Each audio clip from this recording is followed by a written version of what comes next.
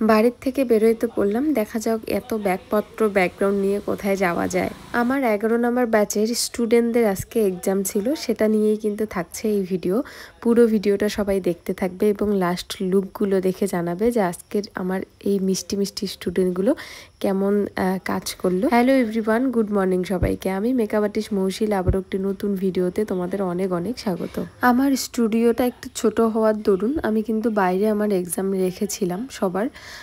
তো আমি ব্যাগপত্র সব ড্রেস জুয়েলারি এবং ব্যাকগ্রাউন্ড নিয়ে দিদির সাথে একদম সেখানেই যাচ্ছিলাম। আমি তো টাইমের আগেই পৌঁছে গেছিলাম, কিন্তু আমাদের সব স্টুডেন্ট এত লেট করেছিল, অনেকটাই কিন্তু দেরি হয়ে গেছিলো। প্রথমে ওরা শাড়ির র্যাপিংটা সেরে রেখেছে, আমি বলেছিলাম যে শাড়িটা আগেই পরাই নিতে। প্রত্যেকে কিন্তু শাড়ির র্যাপিং এত সুন্দর করে করেছে, তোমরা দেখলে আশা করি বুঝতেই পারবে। শাড়ির র্যাপিং কমপ্লিট হওয়ার পরে ওরা হেয়ারগুলো ক্রিম্পিং করে রেখেছিল, আর লাস্টে সবাই হেয়ার স্টাইল করবে।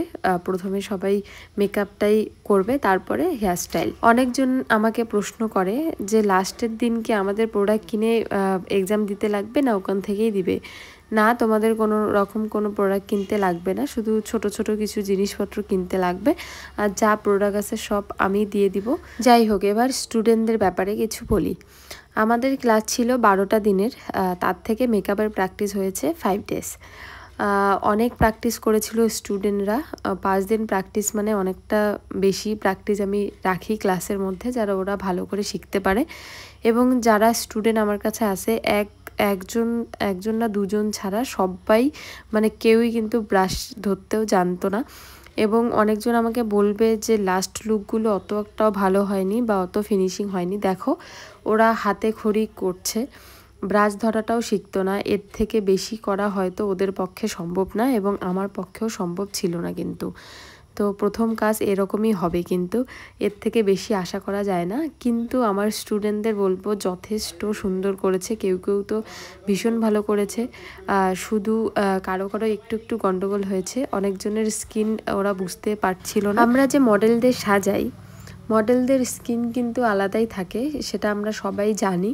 এবং আনপ্রফেশনাল যারা মডেল আছে, যারা প্রথম প্রথম কাজ শুরু করবে, তাদের স্কিন ওরা নিজেও বুঝতে পারে না যে কি করবে না করবে। এই নতুন মানে ফেসের উপর কিন্তু কাজ করা একটা টাফ বিষয়। তার সত্ত্বেও এরা কিন্তু ভীষণ ভালো করেছে, যতটা পেরেছে সুন্দর করার চেষ্টা করেছে। তোমাদের সববারই লুকগুলো কেমন লাগলো অবশ্যই কিন্তু জানাবে। আমার তো ওরা প্রথম কাজ এতটা সুন্দর করেছে, এটাই অনেক একটা আনন্দের ব্যাপার। আমি সবাইকে বলবো যে প্র্যাকটিস না করলে কিন্তু কোনো কিছুই হয় না। যত প্র্যাকটিস করবে ততই কিন্তু হাত তোমাদের খুলবে।